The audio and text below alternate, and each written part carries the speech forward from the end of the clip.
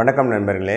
இந்த வார ஈஓடி சீரீஸில் நாம் விடையளிக்க போகிற கேள்வி, இந்த டெஃப்லான் கோட்டிங் அப்படின்னு சொல்லிட்டு இந்த நான்ஸ்டிக் குக்வேர்லாம் யூஸ் பண்ணுறாங்க இல்லைங்களா, இந்த நான்ஸ்டிக் பாத்திரங்கள்லாம் நல்லதா, ஆரோக்கியமானதா, யூஸ் பண்ணலாமா, அதை பற்றி தான் நாம் இந்த வாரம் பார்க்க போகிறோம்.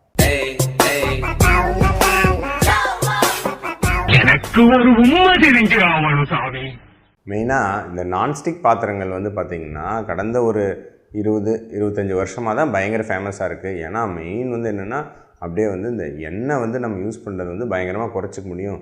அப்படியே ஒரு ஸ்பூன் கூட ஆயில் இல்லாமல் தோசை சுட முடியும், அல்லது வந்து ஒரு பொரியல் பண்ண முடியும், அல்லது ஒரு ஆம்லெட் போட முடியும் அப்படின்னு ஒரு பயங்கரமான விளம்பரம். ரெண்டாவது, உணவு போய் அதில் வந்து ஒட்டிக்காது. அதனால் வந்து பார்த்திங்கன்னா பாத்திரம் வந்து விளக்குறது அதெல்லாம் வந்து ரொம்ப ஈஸியான விஷயம். அதனால தான் நான்ஸ்டிக் பாத்திரங்கள் வந்து ஒரு 15-20 வருஷத்துக்கு முன்னாடிலாம் பயங்கர ஃபேமஸாக இருந்துச்சு. முதல்ல நான்ஸ்டிக் பாத்திரம்னா என்ன, அது எதில் செய்கிறாங்க அப்படின்னு தெரிஞ்சுக்கணும். டெஃப்லான் அப்படிங்கிறது அது ஒரு பிராண்ட் நேம் மாதிரி தான், சரிங்களா. அது வந்து ஒரு ட்ரேட்மார்க், ஒரு காப்பிரைட்டட் நேமு. உண்மையாக அந்த மெட்டீரியல் பேர் என்னென்னா PTFE அப்படின்னு சொல்லுவோம். பாலி டெட்ரா ஃப்ளோரோ எத்திலீன் அப்படின்னு சொல்லிட்டு ஒரு பாலிமர். இது வந்து நேச்சுரலாகவே ஹைட்ரோஃபோபிக் நேச்சர். அப்படின்னா என்ன அப்படின்னு வந்து பார்த்திங்கன்னா, தண்ணீர் வந்து உங்களுக்கு வந்து அதை ரிப்பல் பண்ணணும்.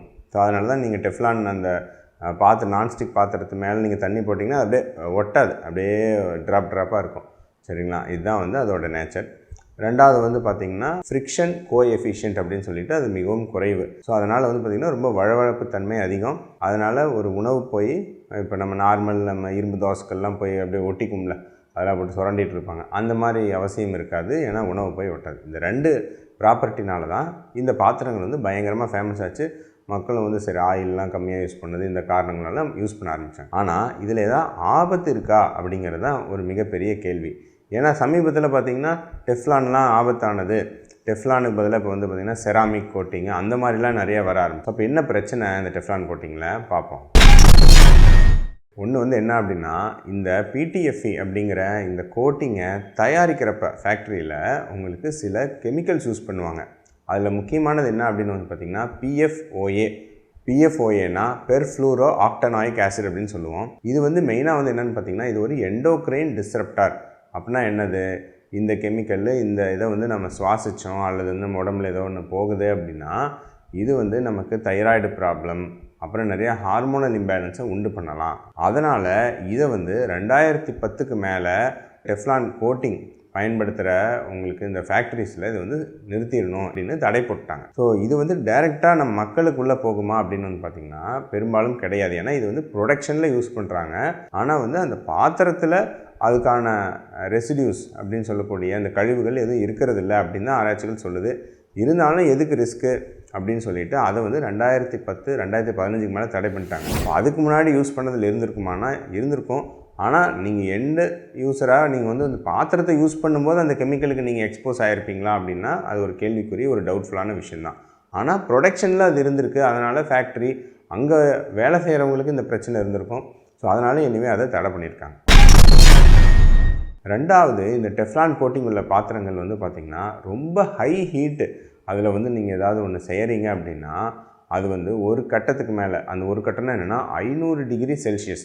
500 டிகிரி செல்சியஸ்க்கு மேலே அந்த பாத்திரத்தை ஹீட் பண்ணும்போது அதுலேருந்து டாக்ஸிக் ஃபியூம்ஸ் வரும், விஷவாயு மாதிரி, சரிங்களா.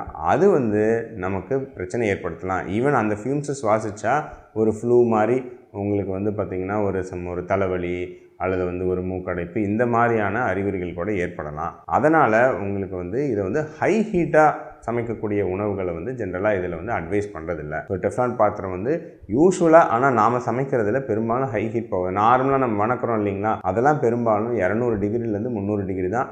இன்னும் கொஞ்சம் ஹை ஹீட்னால் அதிகபட்சம் 400-450 டிகிரி செல்சியஸை பொதுவாக நாம் சமைக்கிற முறைகளில் தாண்டுவதில்லை, சரிங்களா. அதுவும் தண்ணி ஊற்றி சமைக்கிற உணவுகள்லாம் வந்து பார்த்திங்கன்னா ஒரு 150 டிகிரி செல்சியஸே தாண்டாது. ஆயில் போட்டு வணக்கிறது அதுக்கெலாம் வந்து பார்த்திங்கன்னா அதிகபட்சம் 300-400 டிகிரியே மேக்ஸிமம் தாண்டாது. ஸோ 500 டிகிரி ஹீட்டை வந்து நம்ம நார்மலாக வீட்டில் சமைக்கிற முறையில் ரீச் பண்ணுறது கொஞ்சம் ரேர் தான். பட் நடக்கலாம். சம்டைம்ஸ் நம்ம ஏதாவது ஆயில் பெருசாக யூஸ் பண்ணாமல் நம்ம ரொம்ப ஹை ஹீட்டில் தான் பண்ணும்போது சம்டைம்ஸ் ஒரு கருகிற அளவுக்கு நம்ம பாத்திரத்தை விட்டுட்டோம்னா அப்போ வந்து மேபி அந்த ஃபியூம்ஸ் ரிலீஸ் ஆகலாம், அதனால் பாதிப்புகள் ஏற்படலாம். ஸோ இந்த 2 ரிஸ்க்குனால தான் உங்களுக்கு வந்து பார்த்திங்கன்னா இப்போ கொஞ்சம் இந்த டெஃப்லான் PTFE இது வந்து பார்த்திங்கன்னா கொஞ்சம் அதனுடைய ஃபேமஸ் வந்து கொஞ்சம் குறைஞ்சிட்டு வருது. ஸோ அதுக்கு பதிலாக இப்போ வந்து 2-3 விஷயங்கள். ஒன்று, அவங்க வந்து PFOA அதை பேன் பண்ணிவிட்டு அவங்க வந்து ஜென்எக்ஸ் அப்படின்னு சொல்லிட்டு வேறு சில கெமிக்கல்லாம் யூஸ் பண்ணுறாங்க. இது கொஞ்சம் பரவாயில்ல அப்படின்னு சொல்கிறாங்க. பட் இதுவும் ஆராய்ச்சிகள் ஏதாவது வந்தால் தான் தெரியும். 2வது, இப்போ வந்து பார்த்திங்கன்னா செராமிக் கோட்டிங் அப்படின்னு சொல்லிட்டு வருது. செராமிக்னா என்ன, அப்படியே நம்ம கிளே அப்படின்னு சொல்லுவாங்களா, அந்த களிமண்ணில் செய்யக்கூடிய விஷயங்கள், நம்ம பொம்மைலாம் வரும்ல, அது கிடையாது. உண்மையாக மக்கள் நினைக்கிற அளவுக்கு வந்து சிலிக்கா அப்படின்னு சொல்லக்கூடிய மெட்டீரியல், சிலிக்கானா மணல்லேருந்து வரக்கூடிய விஷயந்தான். அந்த சிலிக்கா மெட்டீரியல்லேருந்து தயாரிக்கிறாங்க செராமிக் கோட்டிங்கிறது. இது வந்து சேஃபானதா அப்படின்னு கேட்டால், அந்த டெஃப்லான் கம்பேர் பண்ணும்போது இது சேஃபானது, சரிங்களா. ஏன்னா இதில் வந்து வேறு எதுவும் இந்த கெமிக்கல்ஸ்லாம் ஒன்றும் கிடையாது. இது ஓரளவுக்கு ரிலேட்டிவ்லி உங்களுக்கு ஃபுட்டு கூட பெருசாக ரியாக்ட் ஆகிறதில்ல. இது சேஃபானது தான். ஆனால் இதுலேயும் சில சிக்கல் இருக்குது. என்னென்னா, செராமிக் கோட்டிங் வந்து டெஃப்லான் அளவுக்கு ரொம்ப நீடிச்சு இருக்காது. சீக்கிரம் அந்த கோட்டிங் போயிடும். ஆனால் என்ன சொல்கிறாங்கன்னா, செராமிக் கோட்டிங் போயிடுச்சு அப்படின்னா அதுக்கு அடியில் இருக்கக்கூடிய அந்த மெட்டல் அலாய், சரிங்களா, அது அடியில் இருக்கக்கூடிய அந்த பாத்திரம், அதில் வந்து அந்த மெட்டலில் ஏதாவது நமக்கு ஹார்ம்ஃபுல் கெமிக்கல்ஸ் இருக்குது அப்படின்னா அது வந்து பிரச்சனை பண்ணலாம் அப்படின்னு சொல்கிறாங்க. ஸோ ஓவராலாக செராமிக் கோட்டிங், அந்த கோட்டிங் இருக்கிற வரைக்கும் பிரச்சனை இல்லை, டெஃப்லானை விட சேஃபானது. ஆனால் அந்த கோட்டிங் போயிடுச்சுன்னா கொஞ்சம் சில பிரச்சனைகள் வரலாம் அப்படின்னு சில கருத்துக்கள் முன்வைக்கப்படுது. இந்த காணொலி பார்த்துட்டு இருக்கிறவங்க நினைக்கலாம், என்னடா டெஃப்லான்லேயும் வந்து ஏதோ ஒரு சின்ன ஒரு இக்கு வைக்கிறாங்க, ரொம்ப பெரிய பிரச்சனை இல்லை மக்கள் நினைக்கிற அளவுக்கு, ஆனால் ஒரு சின்ன ஒரு பிரச்சனை இருக்குது. செராமிக்கு ஓரளவு பரவாயில்ல அப்படின்னாலும் அதுலேயும் ஒரு சின்ன ஒரு இக்கு இருக்குது. அப்போ என்ன பண்ணுறது அப்படின்னு கேட்டிங்கன்னா, மெயினாக 2 விஷயங்க, சரிங்களா.